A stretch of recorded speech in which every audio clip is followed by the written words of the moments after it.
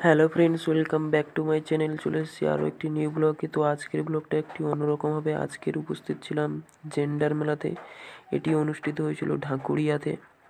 তো এরপরে আসি জেন্ডার মেলাটা কি। জেন্ডার মেলাটা হলো যেখানে নারী পুরুষ নির্বিশেষে বাড়ির কাজগুলিতে সকলে যেন সমান অধিকার দিয়ে করা হয় এমন, বা নারীদের স্বাধীনতা বিভিন্ন ক্ষেত্রে, যেমন রোজগার হচ্ছে বাড়ির কাজ, যেভাবে আমাকে কখনো ভাবায়নি। কিন্তু আমাদের এই প্রোগ্রামের মূল বিষয় হচ্ছে যে আমরা পুরুষেরা যদি বাড়ির সমস্ত কাজে অংশগ্রহণ কেন জরুরি তা নিয়ে যদি আলোচনা হলো।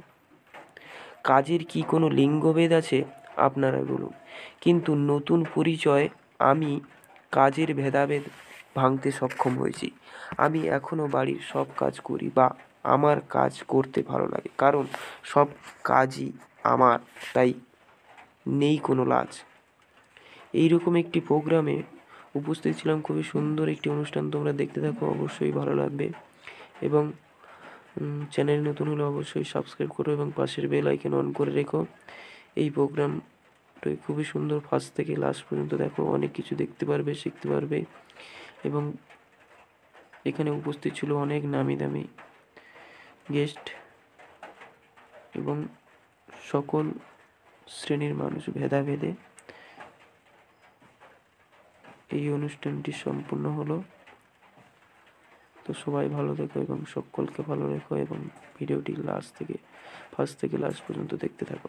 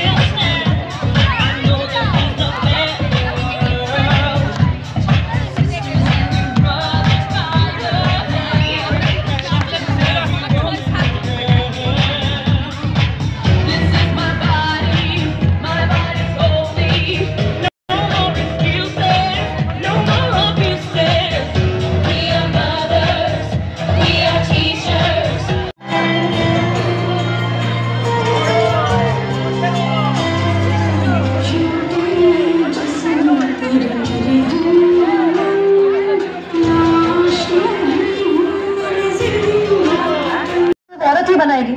आदमी रात भर काम करे तो घर वाले कहते हैं हाय कितना काम करना पड़ता है बेचारे। औरत रात भर काम करे, ऐसा कौन सा काम आ गया जो रात भर करना पड़ता है। इसके अलावा हमें रोज ऐसी चीजों के बारे में सोचना पड़ता है जो सिर्फ और सिर्फ एक औरत ही समझ सकती है। ब्रा का स्ट्रैप तो नहीं दिख रहा, वो जो सबसे घूर रहा है कुछ उल्टा सीधा तो नहीं करेगा। सर भीड़ में कोई भी मर्द हमें जब चाहे जहां चाहे छू सकता है, क्योंकि जब औरत पब्लिक प्लेस में होती है तो वो पब्लिक प्रॉपर्टी बन जाती है।